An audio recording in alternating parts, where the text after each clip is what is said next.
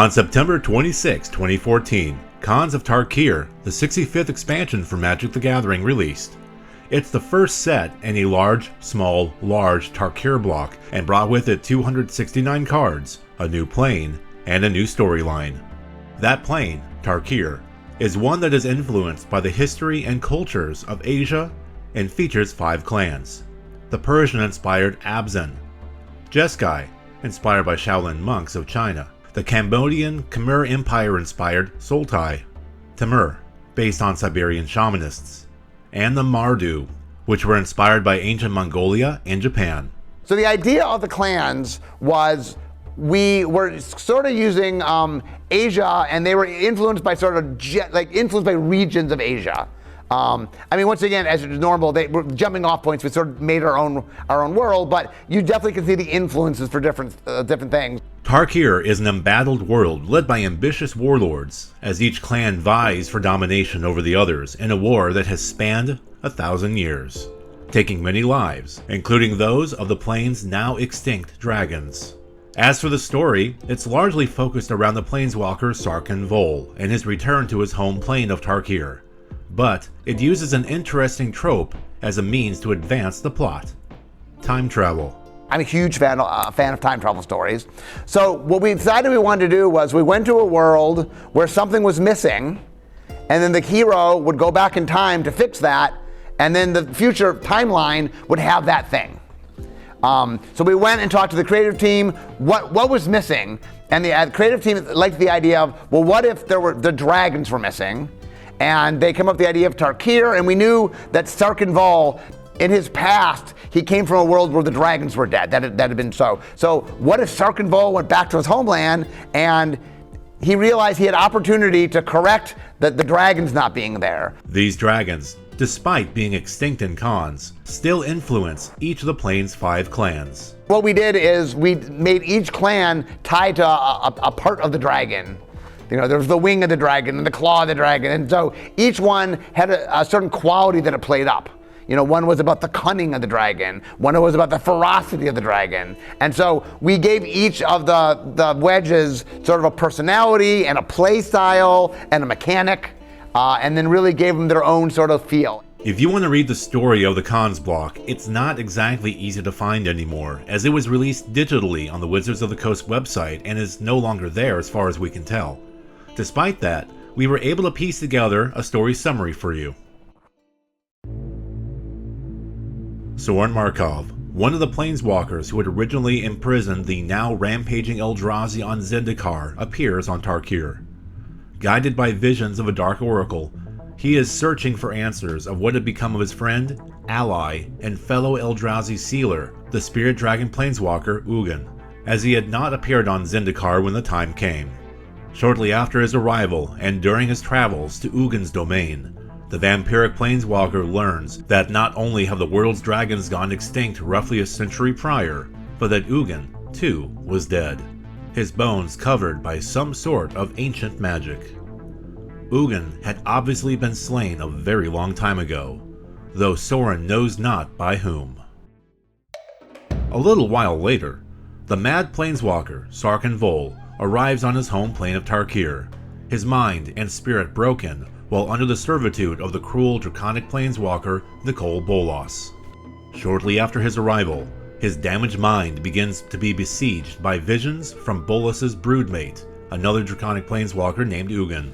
Roaming the plane, his madness is clear as he infuriates members of the Timur clan before stepping into Jeskai territory. There, he is greeted by the Khan of the Jeskai, a woman named Narset, whom had been guided to him by visions of her own.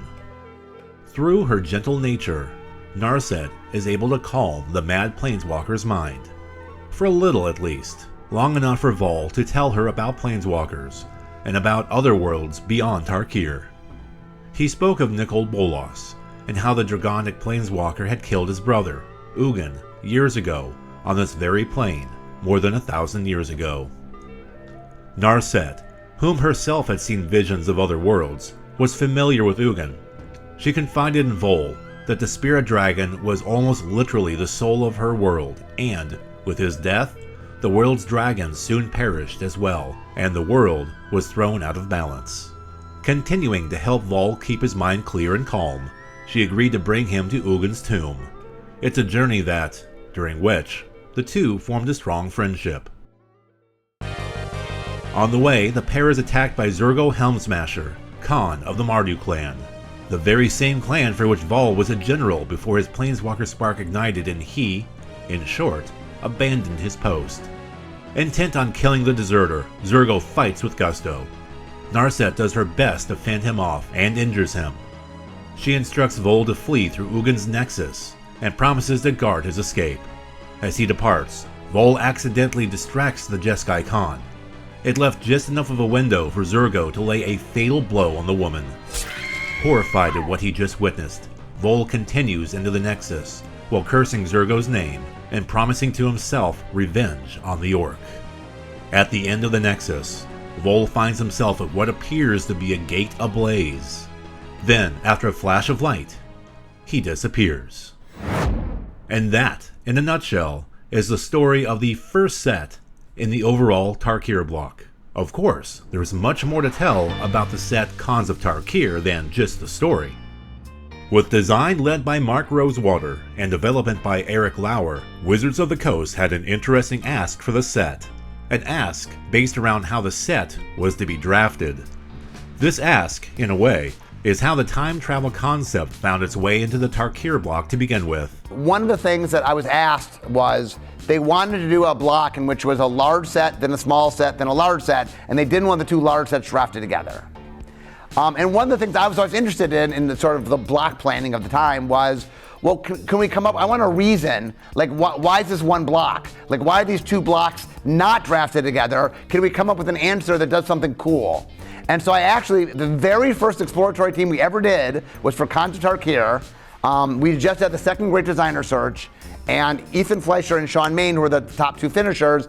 The three of us were the exploratory team, and the question I said is, let's make sense of it. Why do you draft the small set with both the large sets but not with each other?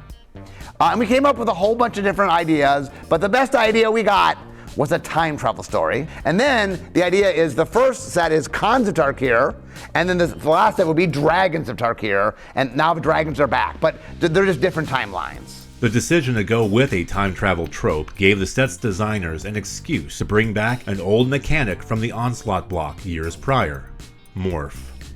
Though, perhaps, not for the reasons some players might think. So when we started Khans of Tarkir, that's all we really knew was we were doing the time travel story.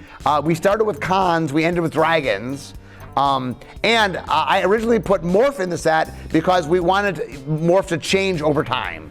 And so we went back in the past, and then an earlier stage of Morph was Manifest, and then a later stage of Megamorph we probably could have done a little better than, but the idea is we would show Morph changing over time. Of course, Morph, an ability which all 5 of Tarkir's clans have, is not the only ability in the set. There's also Outlast, which is specific to the white, black, green Abzan clan and puts +1/+1 counters on creatures. Prowess for blue, red, white Jeskai, which says, whenever you cast a non-creature spell, this creature gets +1/+1 until end of turn.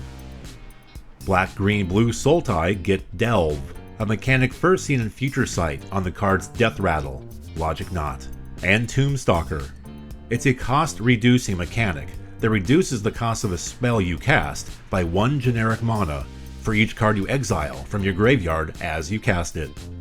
Ferocious is an ability word for the green, blue, red Temur clan that cares about having creatures in play with power of 4 or greater. And Raid, an ability word for the red, white, black Mardu clan that gives a beneficial effect if you've attacked with a creature within that same turn. The set also has a warrior tribal sub-theme.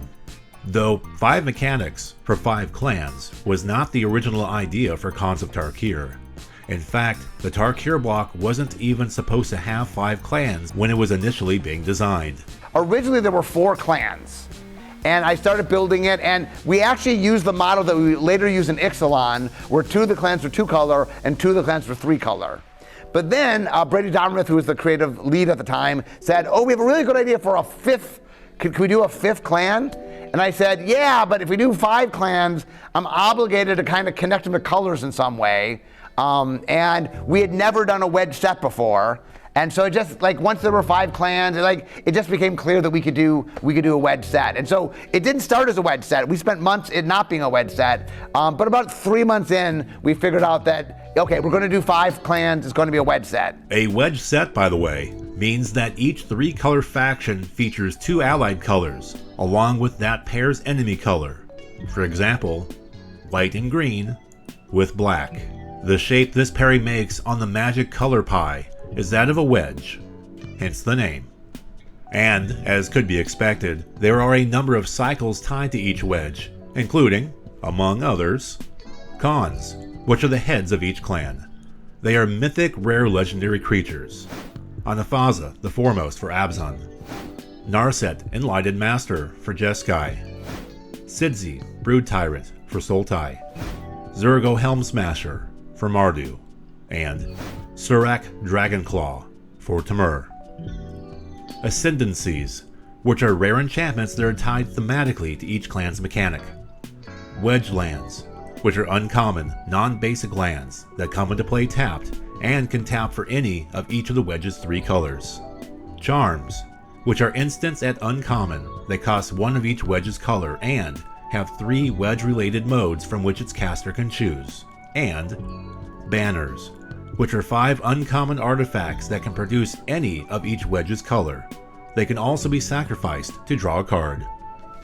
Beyond the wedge-specific cycles, there are also other cards of note worth a mention, such as Reveal Morphers, which is a cycle of 5 creatures in common with Morph that can be flipped at a cost of revealing a card of its specific color from its controller's hand. Life Gain Dual Lands, which is a cycle of 10 non-basic lands that tap for a 2-colored pair and gains controller 1 life when they come into play. And Allied Colored Fetch Lands, which are reprints of the same cards from Onslaught and can be sacrificed along with paying 1 point of life to search your library for any land with a specific land type. Mountain Swamp, Bloodstained Mire. Plains Island, Flooded Strand. Island Swamp, Polluted Delta.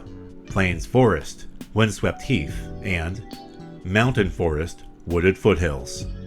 Beyond the cycles, Khans of Tarkir has a number of other single cards worth a mention. Crackling Doom, which was an above-average removal card in Standard at the time, and it also sees play in modern Mardu Pyromancer decks. Deflecting Palm, a card that was overlooked at the time but has since gained notoriety as a sideboard staple in Boros burn decks. Dig Through Time, a card that's now banned in Modern and Legacy that serves as an all-too-good way for combo decks to find the pieces they need. Hardened Scales, an enchantment that deals with +1/+1 counters that became the focus of a very competitive deck in Modern by the same name thanks to its interaction with the card Arcbound Ravager. Jeskai Ascendancy, which has seen a rise in popularity in the Pioneer format.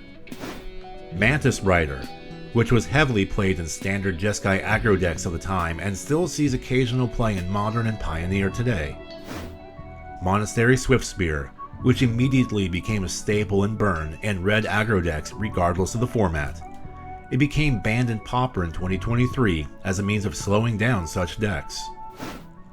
Rattleclaw Mystic, a mana ramping creature with Morph that was great in Temur aggro decks in Standard at the time.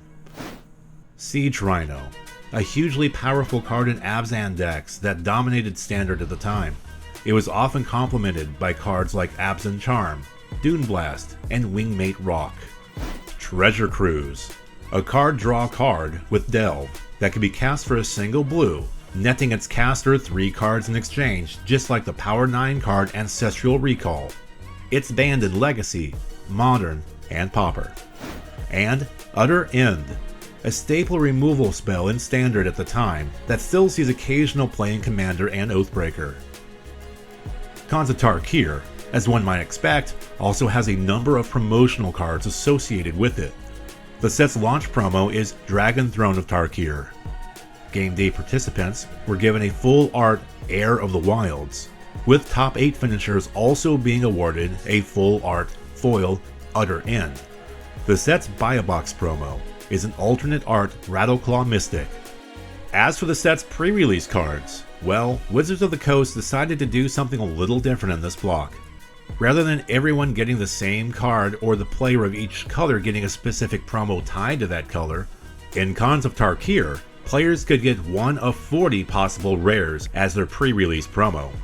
If you do the math, that's 8 per each of the set's 5 factions, and includes the likes of Ivory Tusk Fortress and Siege Rhino for Abzan, Master of Pearls, and Narset, Enlightened Master for Jeskai, Rakshasa Vizier and Dig Through Time for Sultai, Ankle Shanker and Butcher of the Horde for Mardu, and Icy Blast and Surrak Dragonclaw for Temur.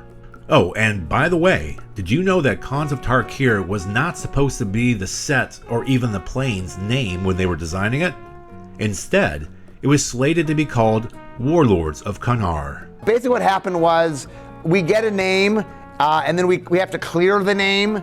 And normally when we get a name, usually it clears, and so, but then it didn't clear, and so we had to change the name. It's happened in the past. I mean, eventually we get names, and like, nothing's official till like there's all sorts of rules about what happens, and so we usually have a name we think is good, and then like most of the time that name is what we end up using, but every once in a while it runs into some problem somewhere for something. One of the times in the past where this has happened was with the set Urza's Saga, which is supposed to be called Urza's Odyssey, that, for one reason or another, had to be changed. But in getting back to Khans of Tarkir... So Khans of Tarkir was our first wedge set. It brought back Morph after a long time, and Eric Lauer just retired. I designed the set and handed off to Eric Lauer, who developed the set. And Eric Lauer believed it's the best set that he had ever done. It's the thing he's proudest of, and it's such a good set that we've used that model, the structure for the set. For example, Streets of New Capenna used that model to make it, for example. So it's such a good model that we've used it for other sets. So is Khans of Tarkir one of your favorite Magic the Gathering sets? What about your thoughts on the block as a whole? Let us know in the comments section. Also, Magic Untapped is a tip jar on Patreon if you are feeling so generous, and please remember to hit that like button on this video and subscribe to Magic Untapped right here on YouTube. Thank you so much for watching.